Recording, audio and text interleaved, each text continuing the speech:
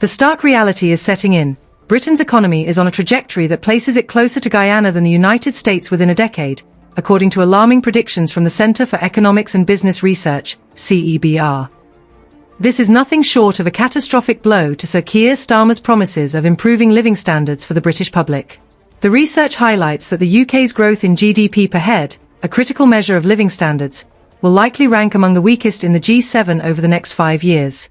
By 2029, the UK is expected to languish in 22nd place in the global rankings for GDP per head, a humiliating position that reflects the dire state of the economy. The projections indicate a slight improvement by 2039, with GDP per head estimated at $86,141, £68,800. However, this figure will fall alarmingly close to Guyana's GDP per head of $78,695 and pale in comparison to the United States, which is projected to reach $148,411. These figures raise serious questions about the effectiveness of Starmer's leadership and his ability to deliver on his promises. Pushpin Singh from the CEBR has made it abundantly clear that these figures signal a potential stagnation in living standards. He bluntly stated that the UK's GDP per head is forecast to lag far behind the US and inch closer to emerging markets like Guyana. This paints a grim picture of an economy that is failing to keep pace with its peers, raising concerns about the long-term implications for everyday Britons. Singh's comments underscore a growing frustration with the current economic trajectory under Starmer's leadership.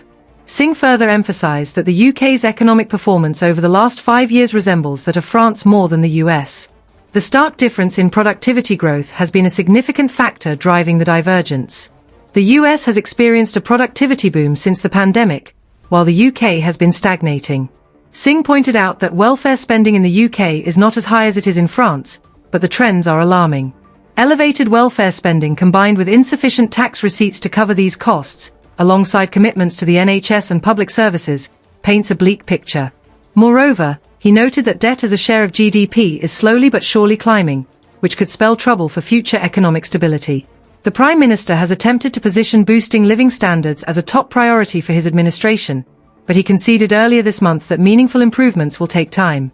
This acknowledgement does little to alleviate the mounting skepticism regarding the government's ability to deliver on its promises. The ongoing backlash against Chancellor Rachel Reeves's tax-hiking budget in October has only intensified the scrutiny of the government's fiscal policies. In response to the critics, a Treasury spokesperson claimed that the government delivered a once-in-a-lifetime budget, aimed at stabilizing public finances and laying the groundwork for revitalizing public services, all without raising income taxes on working individuals. The spokesperson asserted that with the slate wiped clean, the government can now focus on its plan for change to kickstart economic growth, the very foundation upon which improved living standards depend.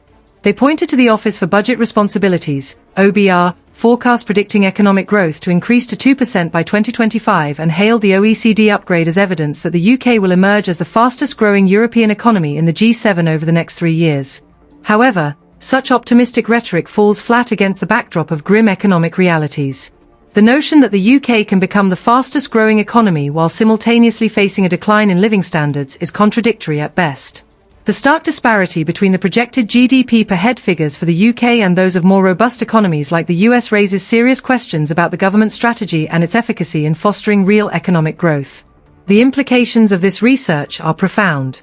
If the UK continues on its current path, the consequences for the average Briton could be severe.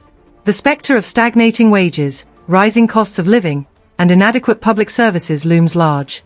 The government must take decisive action to reverse these trends and ensure that the economy does not continue to drift toward a state of mediocrity.